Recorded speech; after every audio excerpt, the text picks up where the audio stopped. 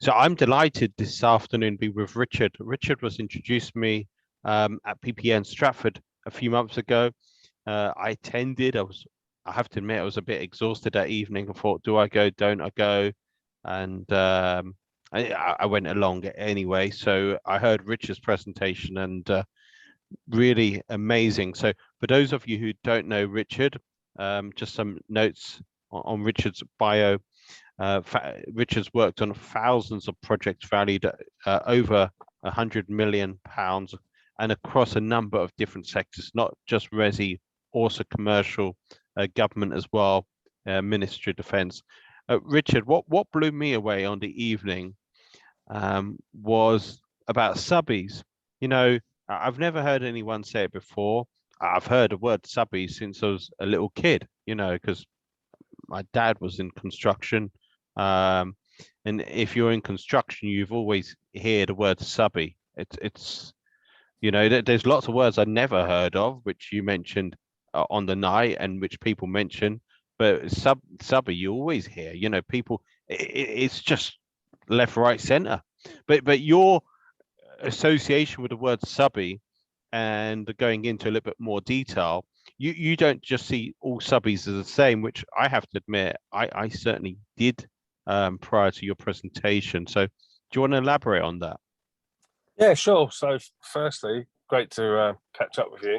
And I'm glad that you got value from the presentation. I think for me, this is my 40th year in construction this year. And you're right. I mean, I stopped counting at 100 millions worth of projects. Every single one of them has had subcontractors on them. And one of the biggest negatives associated with construction is subcontractors, for all manner of different reasons. And actually, these are the guys and girls and people that are actually building the product that other people are managing. And they need to be treated with the level of respect that they deserve, and that should just be a given. These are the specialists that are producing the actual product, and there's all sorts of different types. There's domestic subcontractors that the contractor will use day to day. There's nominated subcontractors, and there's named subcontractors, and there's differences with the relationships for each of those under a traditional form of contract, which is what most projects are still delivered under, irrespective of whether they're in residential, military, commercial, or NHS or education. More stuff's delivered under traditional contracts than ever, even when it's procured through like a partnering arrangement. But each of those subcontractors does come with different kind of risks and rewards. Named subcontractors, and nominated subcontractors, especially. You need to understand the difference between those, and actually what you need to do and how you need to behave and how you need to treat them. But fundamentally, I think the key thing really for me is these guys need to be engaged as early as possible, because they're the ones that can add the value. They're the guys that have got the specialisms in terms of actually what the individual components that are going to go into the building are going to look like. So the more we can embrace with these people and engage with them and see them as partners, as opposed to just people to bash over the head and take their money at final account, the better. Those days need to be gone. So one thing which you have said was really interesting in our conversation just a few moments ago, and you mentioned it there as well, is risk appetite. So it's not just a black and white. You see lots of grey in there. I know you didn't talk about grey, but it's not black and white. There's a lot more to it than that. So do you want to just elaborate on the risk appetite and on terms of the contracts as well? Yeah, and we're going to go into... Yeah, it's almost kind of like that sort of series of books that came out a few years ago, which was extremely popular, and not dissimilar to my beard. It's 50 Shades of Grey, because no two subcontracts are ever the same. No two subcontract relationships are ever the same.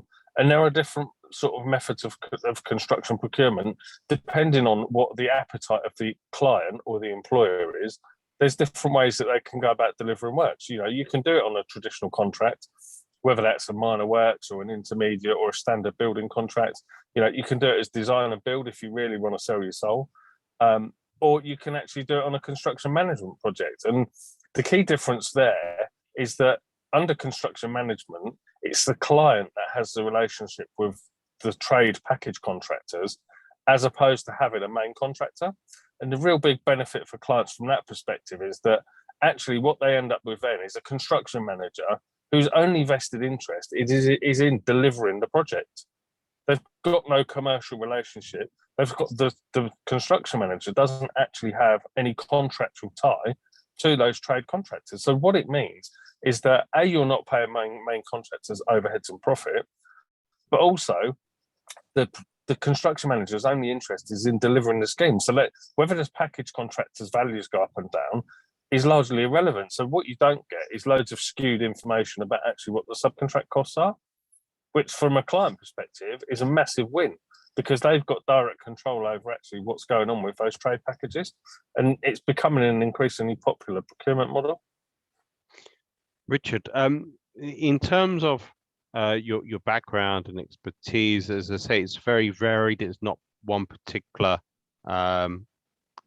sector of construction whatsoever. And of course, many people will be coming into this market as well, who may be more experienced as buy-to-let investors moving into the development sector. Well, one final question. There's going to be, I'm sure, lots of questions on the evening. What do you think the biggest mistake is that people do who are moving into the market? Is it not understanding the key roles of the different people, like contract administrators, or what?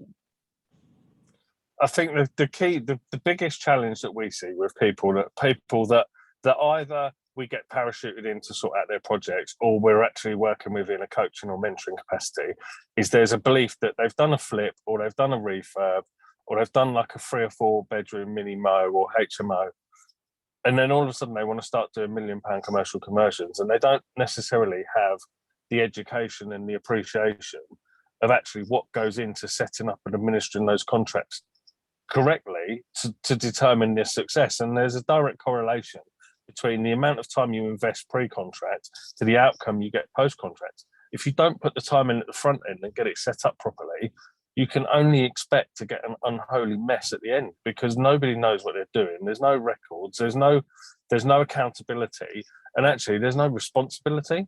If you don't get that stuff done at the front end, and it doesn't have to be complicated, you just need somebody to guide you through actually what it is you need to do. And, you know, I mean, one of the reasons people like working with me is because I don't use 10,000 words to dress something up. It's very simple. These are the action steps. This is what you need to do. We don't need to overcomplicate it in order to give people successful outcomes. Sure. Richard, I just want to say a massive thanks for taking time out this afternoon, and of course, taking time out late in May. And just want to say thanks to Mottle as well. So Mottle, PPN Stratford, that's the event you spoke at, and it's great for me to hear speakers live, and massive thanks to Mottle for encouraging me to go to that particular meet as well. So thank you, Brilliant. Richard, and thank you to our audience.